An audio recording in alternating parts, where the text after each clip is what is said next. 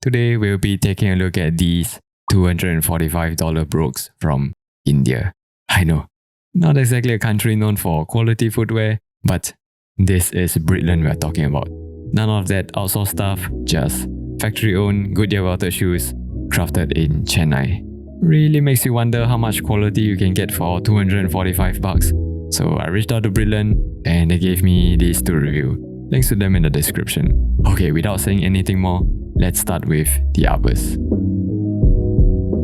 So what we have here is the Longwing Derby in dark brown leather, and the reason I got this is because I've always wanted a Florsheim Imperial, but I could never bring myself to buy used shoes, so this is probably the closest I'm gonna get for now. It also comes in shell cordovan if that's your thing, and the shoe is made on Bridlen's Relas. It's got a round toe, nothing exaggerated, just a very classic, conservative English look. Now what's different here is how Bridlen lasts their shoes. They call this process the 3D attachment, whereby separate parts of the uppers like the toe cap, quarters and vamp are first attached to the last to form the initial shape before sewing and then actually lasting the uppers. Don't think I've heard of other brands doing this, but according to Bridlen, this reduces the pressure on the leather when lasting the shoes, thus maintaining the natural feel of the leather and giving the overall shoe a more well-defined shape. Not that I've noticed any difference in the leather stretching, comfort or aesthetics, so I'm guessing the benefits of the 3D attachment will be more noticeable on a more contoured last or on a thinner leather.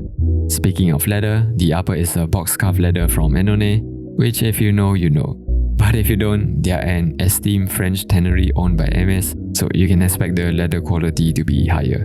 At least on my pair, there weren't any defects, blemishes or stretch marks, and if it matters to you, the creases aren't that obvious because of how the broguing distracts your eye. That's it, the QC on this can definitely be improved. You can see the medallion is not centered, the broguing between the seams here is also not centered, and the back heel panel is, surprise surprise, not centered.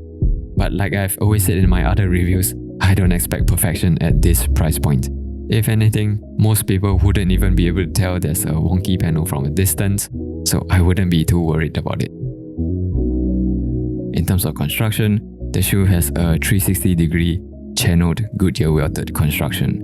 The channel here refers to the channel on the 5mm veg 10 insole compared to most Goodyear welted shoes that have a canvas gaming glued on a thinner insole.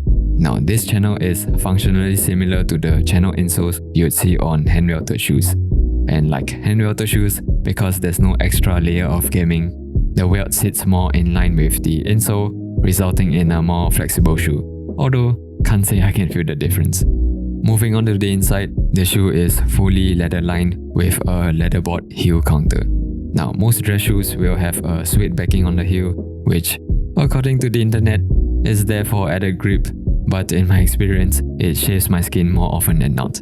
Don't know why brands continue to use suede, but it's nice to finally have a leather-lined heel like this that doesn't shave on my skin.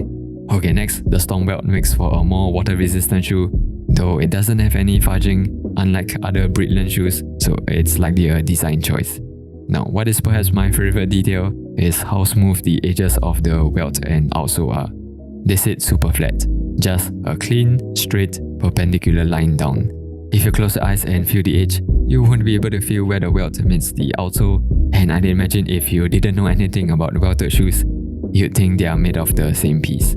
Likewise for the stacked leather heel, which also features a notch, nails and a decorative fudge. And finally, the leather outsole.